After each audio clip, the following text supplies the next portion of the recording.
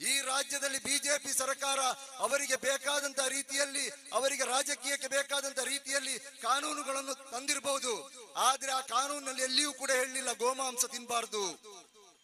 ಆ ಕಾನೂನಿನಲ್ಲಿ ಏನು ಹೇಳಿದೆ ಅಂತ ಹೇಳಿದ್ರೆ 13 ವರ್ಷದ ಒಳಗಿನ ಗೋವುಗಳನ್ನು ಕಡಿಬಾರದು.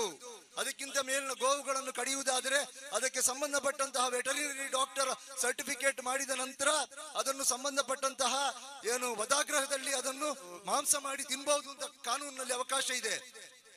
ಮತ್ತೆ ಇವರು ಯಾರು ಹೇಳಲಿಕ್ಕೆ? ರಿಯಾಜ್ ಕಡಂಬು ಹೇಳಿದನ್ನು ಪ್ರಶ್ನೆ ಮಾಡಲಿಕ್ಕೆ ಇವರು ಯಾರು? ನಿಮ್ಮ ಸರ್ಟಿಫಿಕೇಟ್ ನಮಗೆ ಅಗತ್ಯ ಇಲ್ಲ. ಇಲ್ಲಿ ಸರ್ಕಾರ ನೀಡಿದಂತಹ ಅಧಿಕೃತವಾದಂತಹ ವಧಾಗ್ರಹವನ್ನು, ಮಾಂಸ ಕಸಾಯಿ ಮಾಡುವ ಕಸಾಯಿಖಾನೆಯನ್ನು ಬಿಜೆಪಿಯವರು ಬಂದ್ ಮಾಡಿ ಸುಮಾರು 7-8 ವರ್ಷಗಳಾಗಿದೆ. 2 ಸಲ ಬಂದಂತಹ ಕಾಂಗ್ರೆಸ್ ಸರ್ಕಾರಕ್ಕೆ ಅದನ್ನು ಅಧಿಕೃತ ಮಾಡಲಿಕ್ಕೆ, ಅದನ್ನು ಓಪನ್ ಮಾಡಲಿಕ್ಕೆ ಸಾಧ್ಯವಾಗಲಿಲ್ಲ. ಮತ್ತೆ ಇವರು ಮಾಂಸ ತಿನ್ನಬಾರ್ದು ಅಂತ ಹೇಳಿದ್ರೆ, ಗೋವಿನ ಮಾಂಸ ಅಂತ ಹೇಳುವಂಥದ್ದು ಈ ಜಗತ್ತಿನಲ್ಲಿ ಅತಿ ಹೆಚ್ಚು ಮನುಷ್ಯ ಸೇವಿಸುವಂತ ಮಾಂಸಾಹಾರಿಗಳು ತಿನ್ನುವಂತ ಒಂದು ಆಹಾರವಾಗಿದೆ. ಆದ ಕಾರಣ ಅದನ್ನು ನಿಷೇಧ ಮಾಡಲಿಕ್ಕೆ ಸಾಧ್ಯ ಇಲ್ಲ. ಸರ್ಕಾರಗಳು ನಿಷೇಧ ಮಾಡುವುದಾದ್ರೆ ಇದೇ ಬಿಜೆಪಿ ಸರ್ಕಾರದ ಹತ್ರ ನಾವು ಕೇಳ್ತಾ ಇದ್ದೇವೆ, ಯಾಕಾಗಿ ನೀವು ವಿದೇಶಕ್ಕೆ ರಫ್ತು ಮಾಡ್ತಾ ಇದ್ದೀರಿ?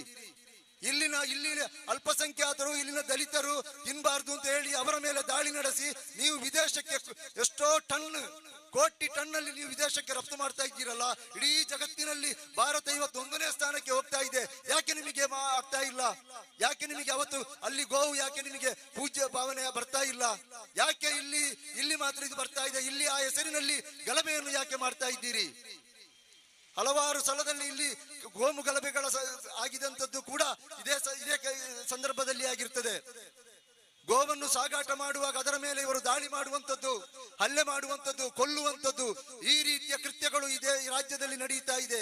ಇಲ್ಲಿನ ಪೊಲೀಸ್ ಇಲಾಖೆ ಮತ್ತು ಇಲ್ಲಿನ ಸರ್ಕಾರಗಳು ಈ ವಿಚಾರದಲ್ಲಿ ಬಹಳ ಕಟ್ಟುನಿಟ್ಟಿನವಾದಂತಹ ಕಾನೂನುಗಳನ್ನು, ಕ್ರಮಗಳನ್ನು ಕೈಗೊಳ್ಳಬೇಕು.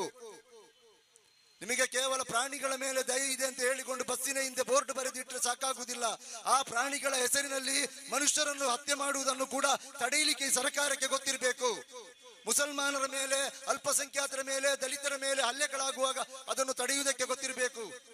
ಆದ್ದರಿಂದ ನಾವು ಈ ಸರ್ಕಾರಕ್ಕೆ ಹೇಳ್ತಾ ಇರುವಂತದ್ದು, ಈ 2 ಪ್ರಕರಣಗಳಲ್ಲಿ, ಒಂದು ಗೋವಿನ ಹೆಸರಿನಲ್ಲಿ ನಡೆಯುವಂತಹ ರಾಜಕೀಯ, ಗೋವಿನ ಹೆಸರಿನಲ್ಲಿ ಗೂಂಡಾಗಳು ನಡೆಸುವಂತಹ ದಾಳಿಗಳು, ಇದು ಕೊನೆಯಾಗಬೇಕು.